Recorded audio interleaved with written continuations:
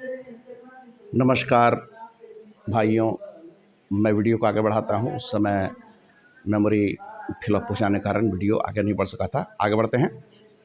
तो हम लोग 18वां संविधान संशोधन पर आ गए और 18वां संविधान संशोधन शाह आयोग लागू करने की सिफारिश करता है।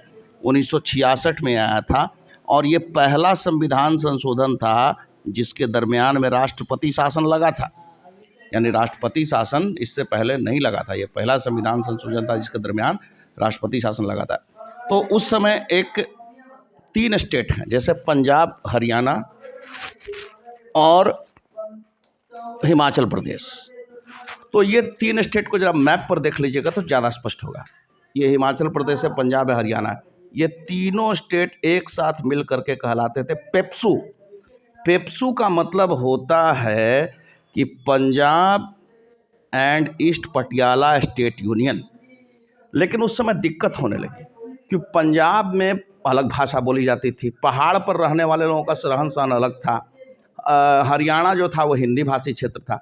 तो इसमें तीनों राज्यों का विभाजन हुआ शाह आयोग के हिसाब से। तो अब देखिए, ये ध्यान देने योग्य बात है। तो हिमाचल, तो जो हिंदी भाषी क्षेत्र था वो हरियाणा हो गया, ह से एच से हिंदी, एच से हरियाणा। पंजाबी भाषी वाले पंजाब में चले गए और पर्वतीय जो क्षेत्र था वो हिमाचल प्रदेश बना। तो 1966 में पेप्सू के आधार पर 3 राज्यों का विभाजन हुआ।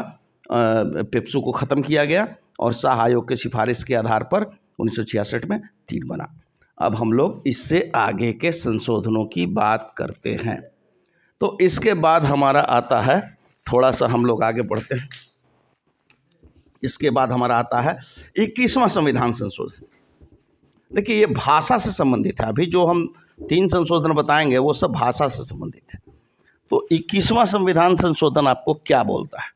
तो 21वां संविधान संशोधन याद रखिएगा, ये सिंधी भाषा, समझे कि नहीं, ये सिंधी भाषा, सिंधी को, ये भाषा कौन सी अनुसूची में है? 8वीं अनुसूची में है भाषाएं, और उसमें सिंधी भाषा को डाला गया था। तो सिंधी भाषा को डाला गया था 8वीं अनुसूची में। और उसके बाद आया 71वां संविधान संशोधन। अब हम 21 से 71 में, ये भी भाषा से संबंधित था। इसमें मैथिली, संथाली, मैथिली, नेपाली, मणिपुरी और कोंकणी, नेपाली, मणिपुरी भाषा मणिपुर में बोली जाती है और कोंकणी गुजरात में बोली जाती है, ये गोवा में बोली जाती है। तो मणिपुरी, नेपाली, मणिपुरी और कोंकणी को 8वीं अनुसूची में शामिल किया गया। नेपाली, मणिपुरी, कोंकणी को 8वीं अनुसूची में शामिल किया गया 71वां संविधान संशोधन के द्वारा। तो 21 और 71 दोनों को जोड़ देते हैं तो कितना आ जाता है? 7 दूनी 92। तो 92वां संविधान संशोधन भी भाषा से संबंधित है और इसमें 4 भाषाएं, तो मैथिली, संथाली, डोगरी,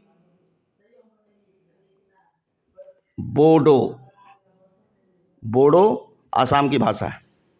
तो 21वां संविधान संशोधन में सिंधी भाषा को जोड़ा गया 8वीं अनुसूची में। 71वां संविधान संशोधन में 3 भाषा और जुड़ी और वो हो गई नेपाली, मणिपुरी और कोंकणी। और 92वां संविधान संशोधन, 92वां संविधान संशोधन में दोनों को जोड़ के 92 देखिए आ जाता है। तो 92वें संविधान संशोधन मैथिली, संथाली, डोगरी और बोडो 4 भाषाओं को जोड़ दिया गया। तो याद रखिएगा, ये भाषा 21, 71, 92। 21 में सिंधी, 71वां में नेपाली,